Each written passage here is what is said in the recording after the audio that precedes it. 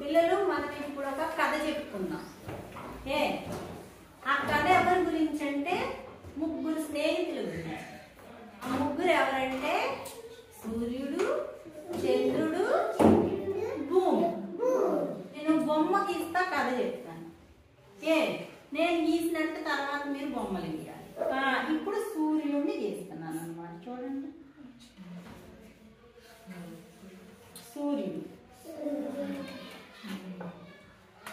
సూర్యుడి నుంచి మనకి ఎండ, వేడి, వెలుతురు ఇవి వస్తాయి అన్నమాట. కదా, పొద్దున్నే సూర్యుడు వస్తేనే తెల్లవారేది మనకి. సూర్యుడి నుంచి వెలుతురు, ఎండ వస్తాయి చక్కగా మనకి. చందమామ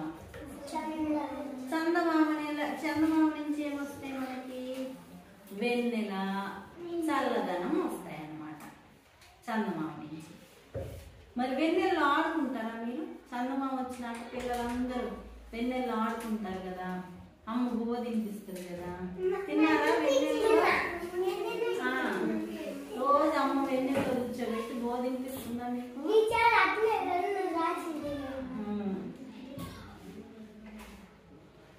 సరే, సూర్యుడు, చంద్రుడు, ఇంకా ఎవరు? భూమి. భూమి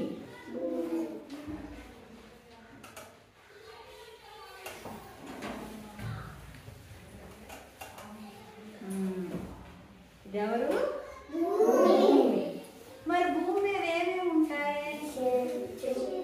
చెట్లు. మనం లేమా భూమి మీద?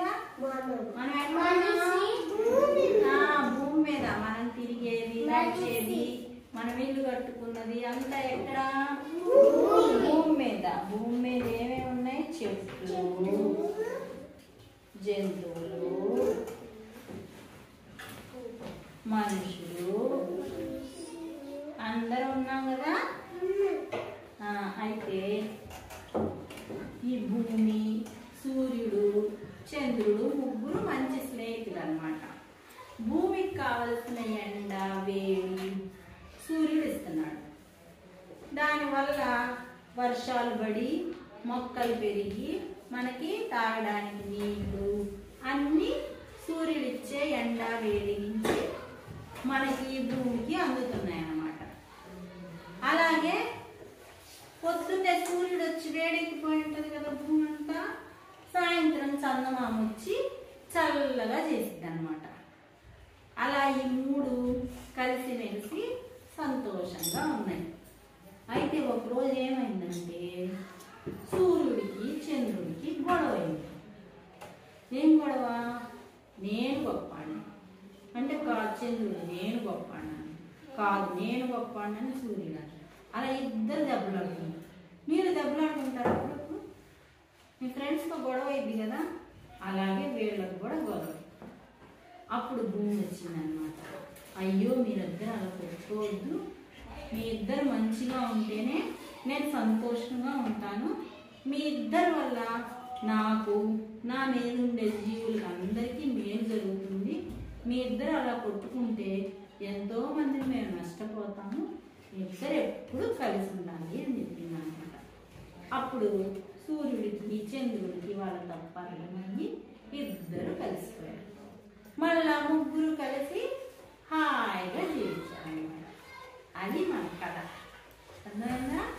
బాగుందా కదా? మరి బొమ్మలు వేస్తారా?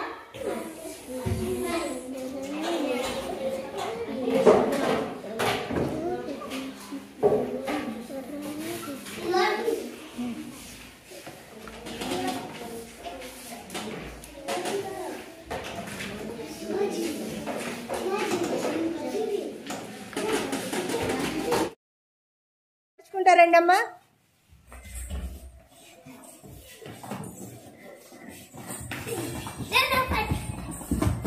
కంగారు ఎలా నడిచింది అలా నడవండి అమ్మా.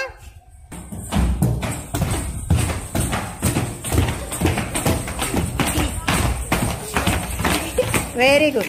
నడుచుకుంటూ రండి.